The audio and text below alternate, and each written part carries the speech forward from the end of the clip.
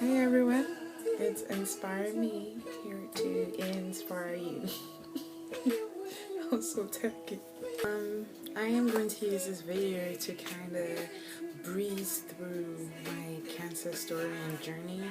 I have, like I said in my previous video, I have been through more than that, but my cancer journey seems to be the most challenging that I've had to face, so it seems like the most important one to get a lot of questions from people, like because it's such a rare cancer, people are like, oh, what were the symptoms, what stage are you at?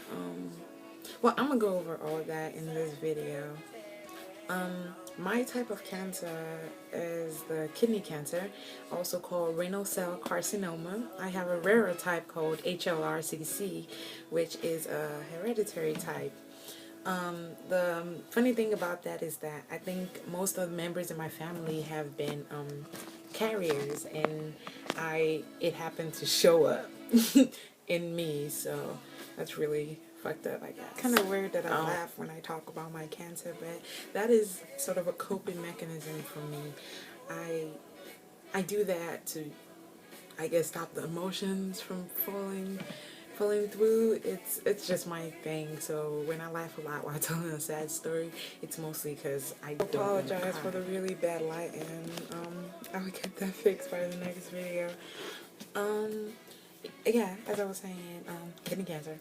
The thing about my cancer is that it did not surface until it was really bad, stage 4 aggressive, and obviously at that point, it's as rare as it is, there's not been a lot of studies on it. There's not, you don't really hear kidney cancer. You hear breast cancer, you hear pelvic cancer, you hear leukemia, things like that, but you don't really hear kidney cancer. There's not been a lot of research on it, so that kind of makes it one of the deadliest ones because, self-explanatory. This channel is not only about telling you my story, it's also about inspiring you. As bad as what I went through was, I will go through, telling you my story and also explaining what I felt through this process.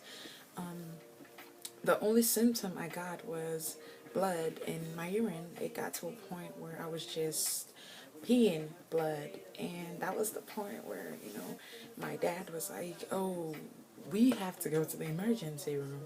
And I remember being in the emergency room, like, I never get sick, so I didn't think it was a big deal. Since I was little, I never get sick, basically. So I was sitting there, and the doctor came in and said, honey, I don't think you're going home today. And once again, I started laughing because I started getting worried, and it's really awkward for me. And he says, because I had done an ultrasound and everything, it had to do with urine, so they thought first to check the kidney. And he says, we found a 7-centimeter kidney tumor. And I was like, I don't know how big that is. And he says, too big for your kidney, so we're probably going to have to take your kidney out. So I said, is it cancer? And he's like, no, it could be benign. And I was like, okay. So I kind of kept my hope up. He said they weren't going to be able to find out if it was cancer until I had the kidney surgery.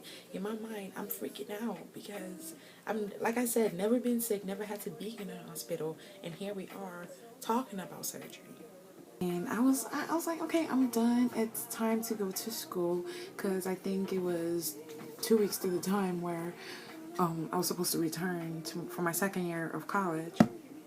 The doctor calls and says, oh, it is cancer. It is metastatic cancer.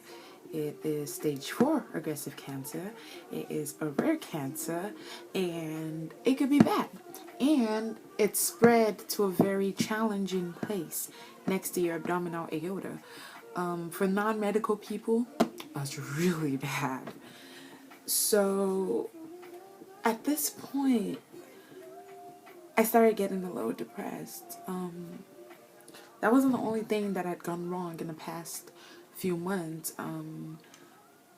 I had been through a breakup, a really emotional breakup, And 2 days after the breakup was when I found out I had the kidney tumor.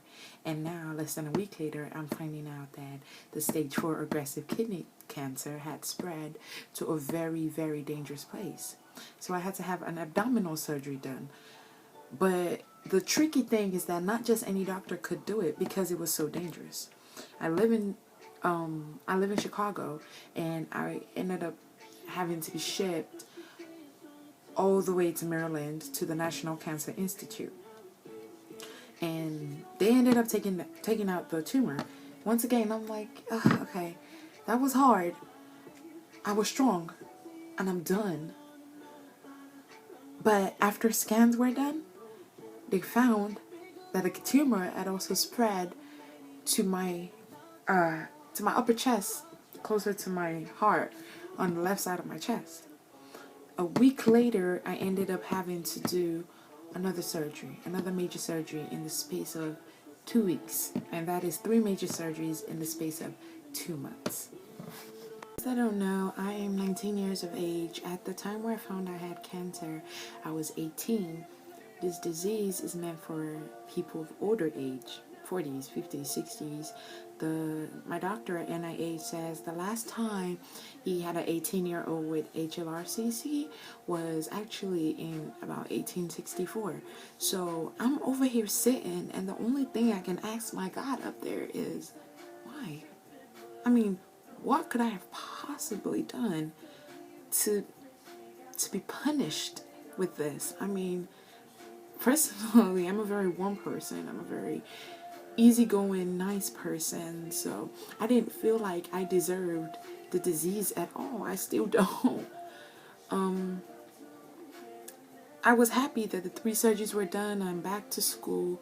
But now, last week or 2 weeks before that, I found that the cancer is back, and it is in my liver, and it's at my spine, and no more surgeries can be done.